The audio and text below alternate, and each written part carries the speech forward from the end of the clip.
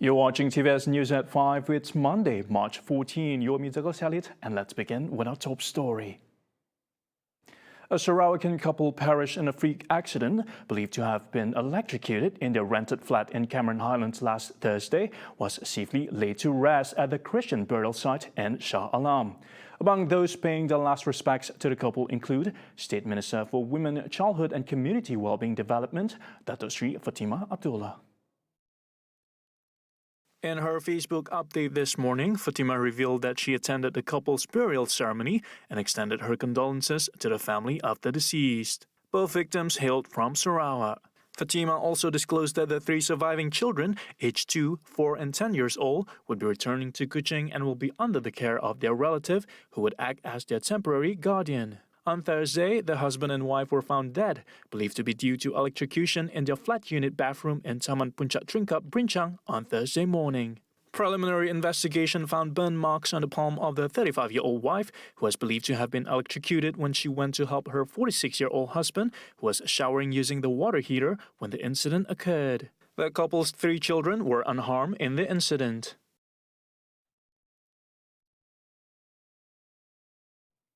A new sports facility will be featured in Muradong's development plan.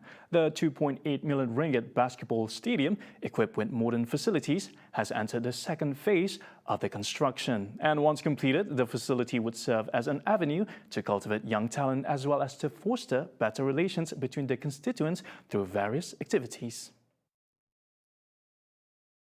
Muradong Assemblyman Dato Ding Kwong Hing said the implementation of this project proves the government's credentials in meeting the people's needs.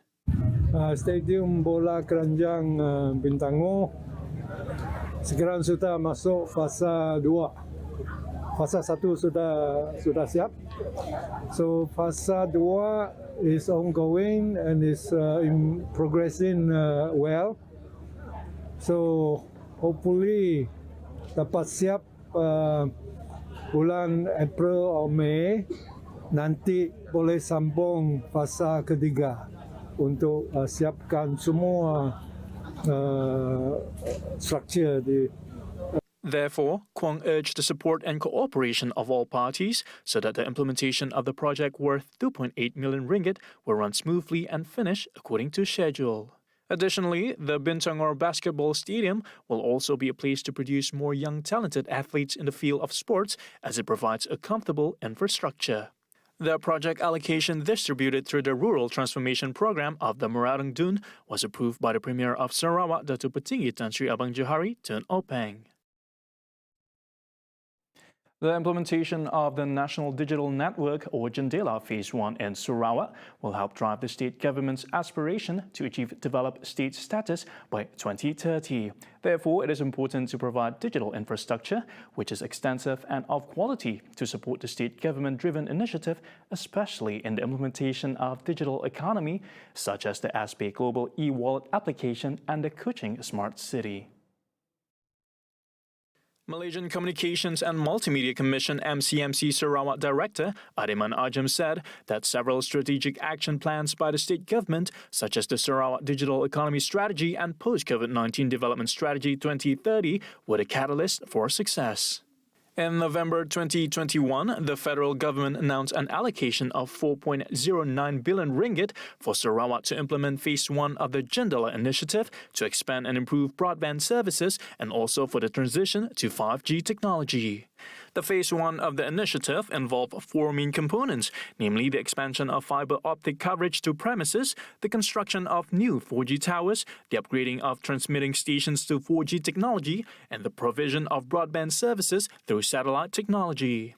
Under Jendela, a total of 824 4G towers will be built, and so far 82 have been completed, while the remaining 742 towers will be completed in stages this year until the third quarter of 2023.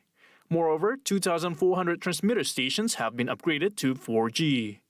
Meanwhile, fiber optic coverage in Sarawak had thus far reached 76,000 out of the target 116,000 premises covered by fiber optic access.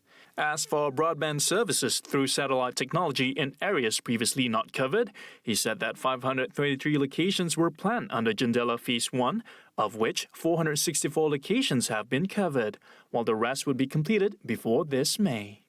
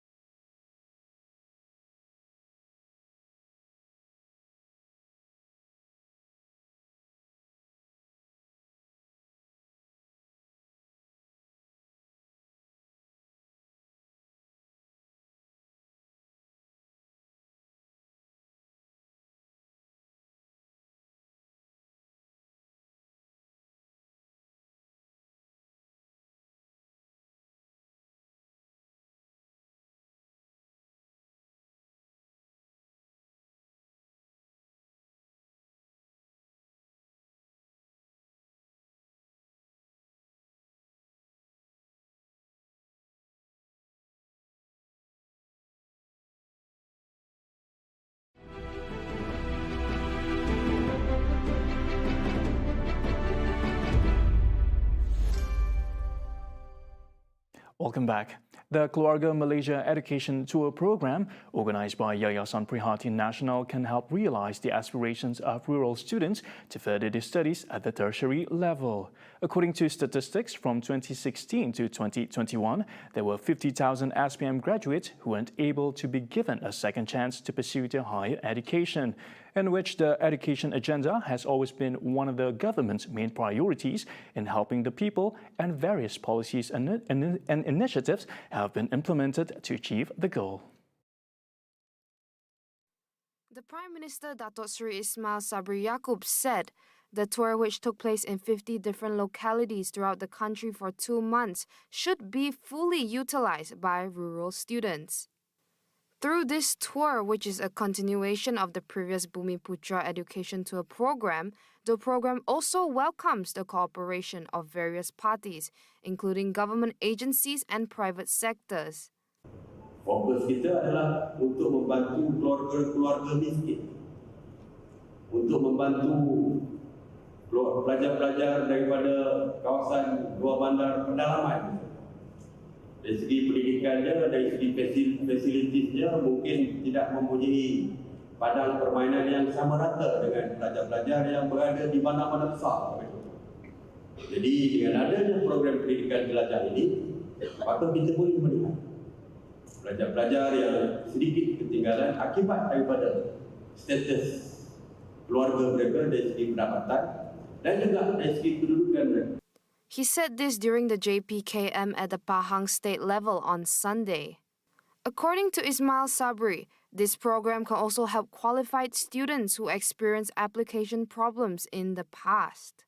At the ceremony, Ismail Sabri also presented a 4 million ringgit mock check from Federal Territorial Islamic Religious Council to Prihatin for education sponsorship in conjunction with JPKM at the regional level.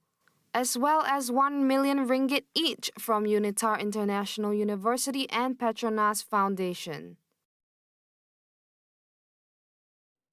And here's a development to the missing 4-year-old Eric Chang, as the search and rescue operations now enter its second day. Although no clues has yet to be found on the victim's whereabouts, authorities are intensifying and strategizing their search operation in Muara Tebas, with more agencies involved in search for the alleged murder victim, following new leads from the investigations. Muhammad Yusuf reports. All right, thank you, studio. Now, the search and rescue operations to locate missing Eric has entered its second day, as the operation today covers an area of 3 nautical miles from the Muara Tebas jetty, involving various agencies such as the Bomba, MMEA, and the police. There's still no clue to where the body of the missing is. The victim's parents, including his 7 months pregnant mother, Dynasty Chang Ka Hui, were seen at the crime scene twice today. The concerned couple came at noon, but was denied entry by the police as they did not identify themselves to the police manning the area, and then left shortly. But at around 3:45 p.m. they returned, and it was a solemn moment for the mother as she broke down in tears and muttered words of despair, overwhelmed with emotions. And yeah, the mother almost fainted, but fortunately she was caught in time by her husband and relatives accompanying them. And that's all the update for now. Actually, we will continue with the development of the search operation from time to time. I'm Muhammad Yusuf for TVS. Back to the studio.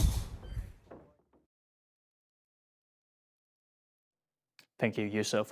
Now, over 51,000 online fraud cases, which incurred more than 1.6 billion ringgit in losses, were reported from 2019 to last year. Deputy Home Affairs Minister Dato' Jonathan Yassin stated that the highest was online purchases, with 18,857 cases, followed by over 15,000 non-existent loan cases. Berbagai usaha telah dijalankan oleh PDRM untuk memerangi sindiket penipuan seperti ini, termasuklah dengan meningkatkan penguatkuasaan undang-undang, pengoperasian, tangkapan dan seterusnya, menjalankan pendakwaan ke atas mereka yang terlibat. He was answering to Su Kyong Seong Kampas MP's question at the Dewan Rakyat.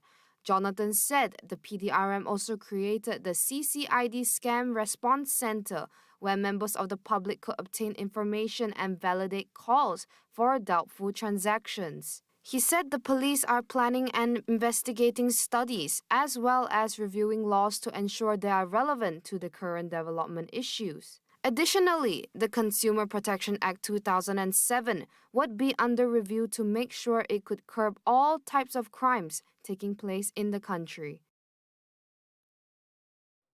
And that's the quarter-hour update on News at 5. More headlines at TVSTVMY or follow us on our social media accounts. Once again, I'm Nicholas Elliott. Thank you, and till then.